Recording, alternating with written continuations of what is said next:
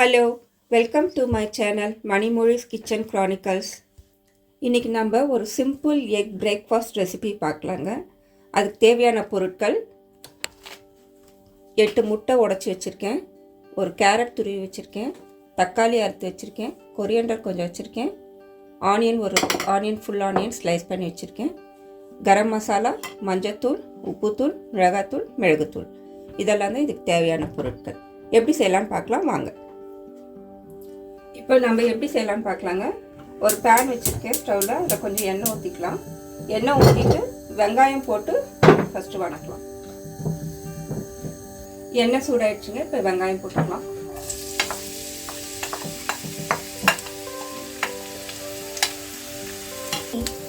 இப்போ வெங்காயம் கொஞ்சம் வதங்கிடுச்சுங்க. இந்த டைமில் நான் தக்காளி சேர்த்துக்கிறேன். இந்த டைமில் நான் இதை முட்டையை நல்லா பீட் பண்ணி வச்சுக்கிறேங்க. இப்போ தக்காளி வந்துடுச்சுங்க, இதில் கேரட் சேர்த்துக்கிறேன். இதில் நான் எடுத்து வச்சுருக்க உப்பு, மிளகாத்தூள், கரம் மசாலா தூள், மஞ்சத்தூள் எல்லாமே சேர்த்துக்கிறேங்க.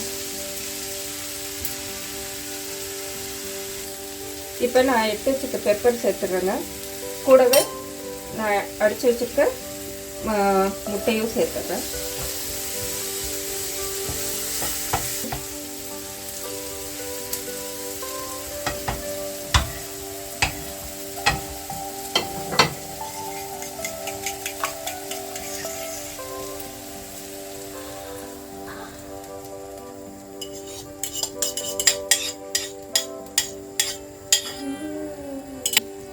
இது மேலே கொஞ்சமாக கொத்தமல்லி போட்டு கொஞ்சம் மூடி போட்டு வச்சிடலாங்க.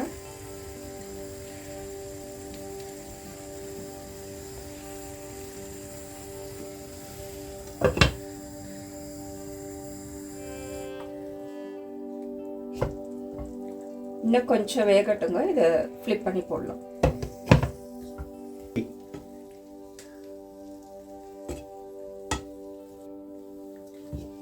இப்போ இதை திருப்பி போடலாங்க.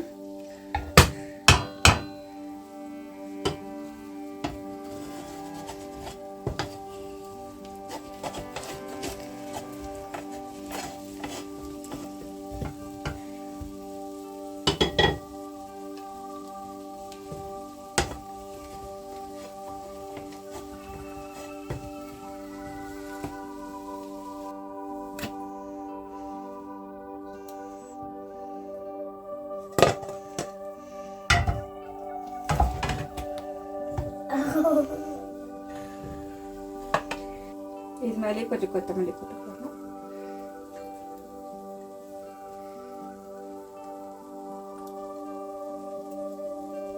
இது இன்னும் ஒரு 2 நிமிஷம் மூடி வைக்கலாங்க. இது சிம்லே இருக்கணும். இப்போ திறந்து பார்க்கலாங்க. வெந்துடுச்சு. இன்னும் ஒரு செகண்ட் இருக்கட்டும்.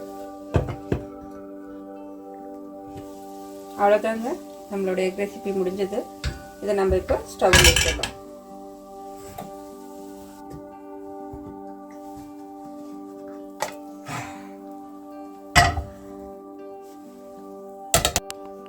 நம்மளோட எக் ரெசிபி முடிஞ்சதுங்க. இதை நம்ம கட் பண்ணி சர்வ் பண்ணலாம்.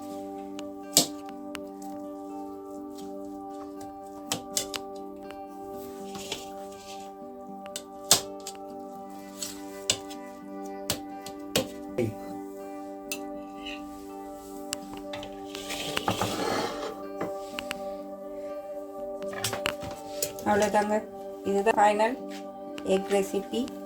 Simple egg recipe.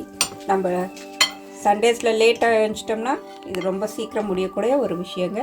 ட்ரை பண்ணி பாருங்கள். நீங்களும் வீட்டில் ட்ரை பண்ணி பாருங்கள். லைக் பண்ணுங்கள், ஷேர் பண்ணுங்கள், சப்ஸ்கிரைப் பண்ணுங்கள். தேங்க்யூ. நெக்ஸ்ட் வீடியோவில் பார்க்கலாம். பாய்.